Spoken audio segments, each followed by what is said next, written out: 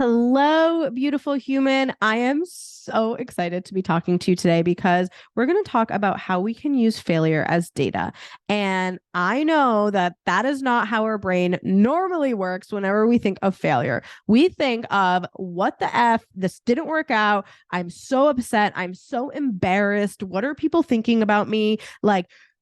I know that our emotions and our feelings take over, but I am here to tell you that we are in freaking control of our feelings and it is okay to fail. It's actually an amazing thing because you get to learn from that.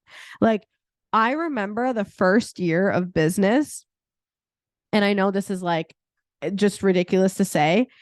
2020 for my business was the easiest year in business, hands down, because I was building a digital community.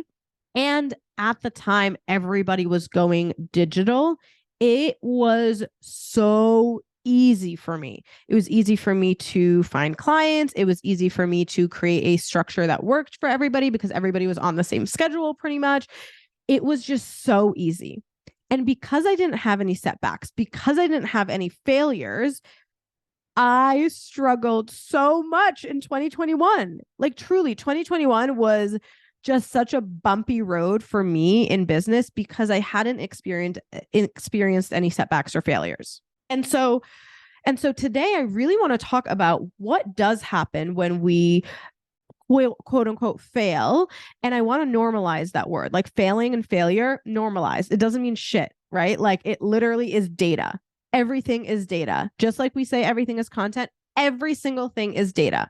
And if we can start thinking about things like that, I promise you, we are going to be way more in control of our energy, way more control of the things that happened for us, not to us. Okay. Did you hear what I just said? Things happen for us, not to us. End episode now, because that was just too flippin' good.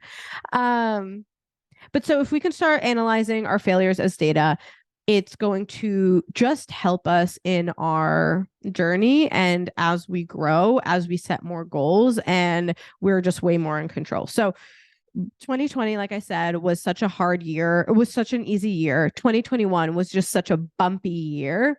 And it wasn't until the beginning of 2022 that I really sat down and I was like, okay, I need to really acknowledge how my business is running. I really need to acknowledge the goals that I'm setting. I need to acknowledge the things that I'm doing and not just letting life happen to me, even for me. Like, I just need to understand what is going on. And I created a list essentially of how I was able to do that. And I'm going to share that with you today. So we're going to go over three things. The first thing is goals, and like, what the hell is a goal and what actually matters when we're setting goals. The second thing is our feelings and when to acknowledge our feelings, aka always. And the third thing is going to be actually the data. Like, how do we collect data? So first thing being a goal.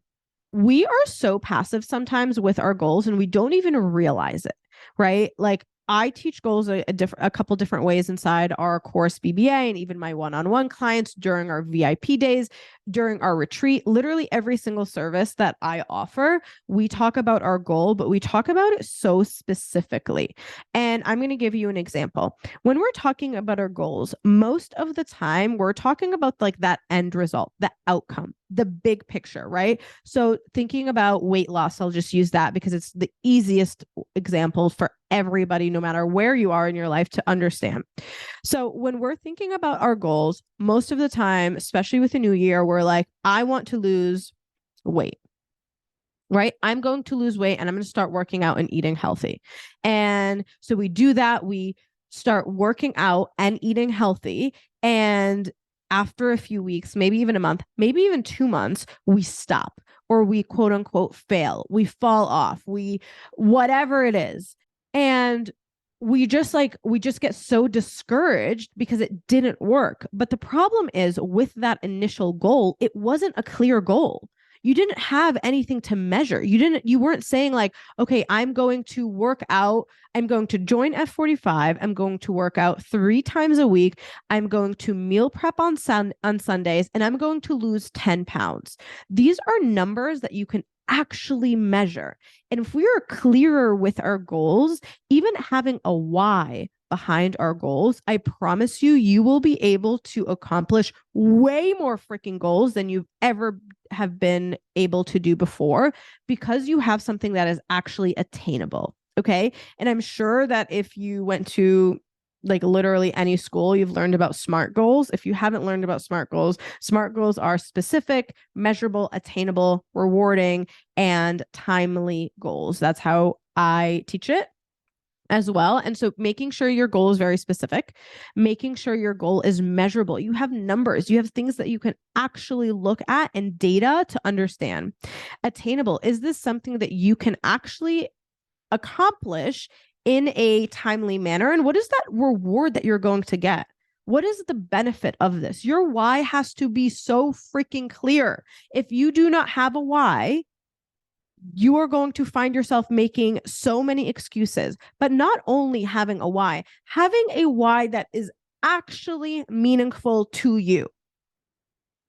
Not just something that you saw on TikTok or Instagram that has influenced you, like something that actually matters in your life, that no matter what, you are going to focus on because that why is so strong. That purpose is so strong. So having a very, very, very clear goal in the beginning is going to be crucial when we are trying to use failure as data. The second thing is, girl, the second thing is your feelings, our feelings, my feelings, your feelings, your sister's feelings, your mother's feelings, your brother's feelings, like our feelings, our dog's feelings. I don't have a dog. But your feelings are so freaking important. And I am here to apologize to anybody that has ever told you, or apologize to you for anybody that has ever told you that you should not feel your feelings, that you should just move on and get over it. No, like F them. Do not move on. It's not time to move on. We have to acknowledge what the hell just happened, right? Like if we work so hard to do something and it doesn't work out as planned, it freaking sucks. And so taking some time to acknowledge that sucky feeling, taking some time to really acknowledge that we're upset and understanding why we're upset and understanding why this goal was important. The problem with skipping number 2, which is acknowledging our feelings, especially when things aren't working out, if we don't take the time for that, we will not be able to think clearly when we are trying to digest this information of our quote unquote failure and turn it into data. Like we will not be able to do that successfully if we didn't actually feel our feelings and be able to come to a place of like level-headedness. I'm going to use it. Level-headedness. Because I know you're my girl and you understand what I'm saying. But if we're not able to actually acknowledge that feeling and come to a place of just level-headedness, we're not going to be able to digest failure and really break it down into data. So number 1, we have a very clear goal. Number 2, we have felt our feelings once things don't go as planned, if things don't go as planned. And now number 3, it is time to collect data. The first thing that I want you to do whenever you're doing this, whether it is a goal for your health and wellness, whether it's a relationship goal, family goal, whether it's your business goal, maybe it's something that you set for your job, whatever your goal is, it does not matter what category it fits into when it comes to your life. I want you to take a step back, get a paper and pen. And the first thing you're going to do is write the actual goal down. What were you aiming to accomplish? What was the goal? Then you're going to write every single thing that you did leading up to that goal to accomplish it. I know you're like, no, I don't want to live through this again. Yes, you do, girl. You got to figure this out because we can't let this cycle continue. We need to figure out what happened and why it didn't work out so we can make sure that it works out next time. We are in control. Do you hear me? We are in control. We cannot just go through life. We are not passive. We are intentionally living our life. And the only way to intentionally live our life is to start taking control of the things that also aren't working out. We can't just be so excited about all that good thing that's happening when things don't work out, we need to figure out why so we can avoid it next time or just learn from our lessons. So writing your goal down, writing every single thing that you did from the second you set the goal all the way until leading up to the end of the goal and how it played out. It's really important to understand like what didn't work and what we consider as failing. Meaning, if your goal was to run a marathon and you were disappointed at the time that you ran the marathon in, was the time actually something that you were measuring while you were training? That is so important to understand, because if you were never tracking your time, then how can we be upset if we don't hit our time? Do you see what I'm saying? If I am launching a product, but I never set a goal about how many products I want to sell, why am I upset if I didn't hit a goal that I never even planned to hit? I never planned for it. And so once we really figure out like what happened that left us thinking this is a failure, we can then break everything down into lists. The first thing is, and you girl, you know, I love lists. I am a type A person. I love my lists. I have Excel sheets for Excel sheets and tabs for tabs. It's just the most amazing thing. And if that's your love language, please DM me right now on Instagram and let me know, because we are just the same person. Okay. Went off on a tangent. That's fine. So we're going to make lists, and on our paper, it has our goal, all the things that happened, what we did, what didn't work out, like what we consider as a failure, just like in that last sentence, and just circle it. And then we're going to break it down into lists. The first list is going to be the things that did work out. Like, what did I do that was really, really, really, really great?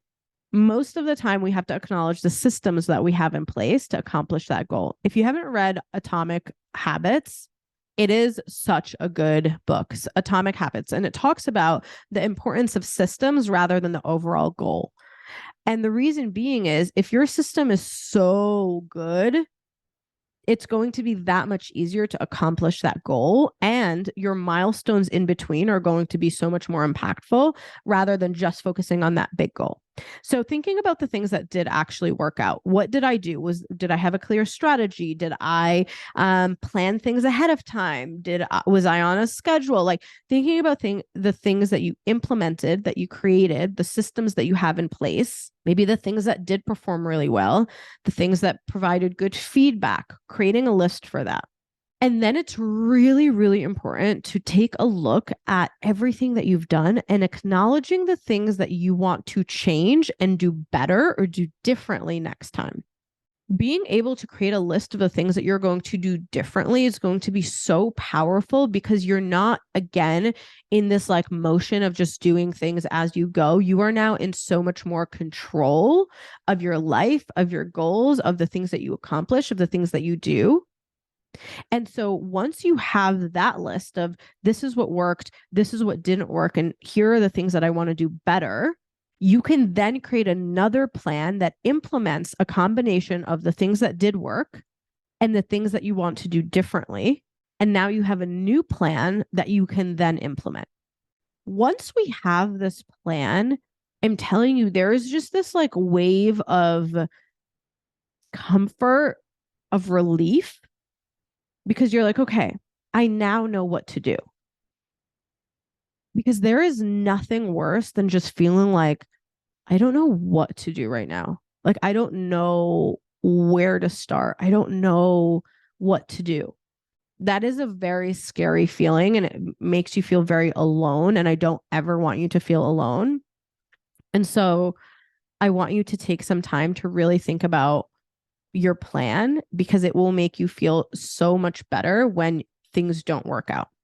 And so let's recap for this episode. I want to make sure that you get everything, like you really digest everything. So the first thing is having a very clear goal. Like, girl, we need to be so freaking clear with our goal.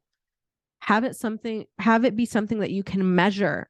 We're not going through life, right? Like, we're not just like, life is not happening to us. It's happening for us. So let's get very freaking clear on what we want to get out of life. And the only way we can do that is if we have very clear goals that we can measure, and things that we can celebrate, and things that we can use as data. Everything is data. The second thing is going to be acknowledging your feelings. It's so easy for us to just celebrate, celebrate, celebrate. But what happens when things are hard and things don't work out? It cannot take us out. Like we're way, way, way, way more stronger than that. Like I will just not allow you to curl up in a ball for longer than like a couple days. But seriously, allowing yourself to feel your feelings, acknowledging that things can suck, acknowledging your feelings so you can then go into a situation more level-headed and start analyzing the situation and collecting data. And then the third thing is collecting data, writing your goal down, writing every single thing that you did, then acknowledging the things that did work out, what didn't work out, and that you want to do differently and better, and creating a plan with a combination of those two. What's really cool is then the things that didn't work out, learning from those, using those as lessons, writing that down and teaching someone else. That is the power of failure. That is where you are now in complete control when you are helping someone else avoid the mistakes that you've made, big or small, so they can get a better result. I love you. I want to remind you that you are not your situation. You are not failure. You are not debt. You are not mistakes you've made. You're not a bad relationship. You're not a divorce. You're not like, you are not any of those things. You are beautiful. You are amazing. You are just this a badass powerhouse of a woman, and shit happens, but it happens to us, it happens for us, not to us. Shit happens and it happens for us, not to us. I love you. I love you. I love you. Please let me know when you're implementing this. Share it with your friends, because I'm telling you, there is someone out there that is really struggling after they planned something and it didn't work out. They're struggling to get through it. And I promise this method is going to help you. It's going to help them. So share it with a friend. I love you. And I cannot wait to see you so soon. Bye.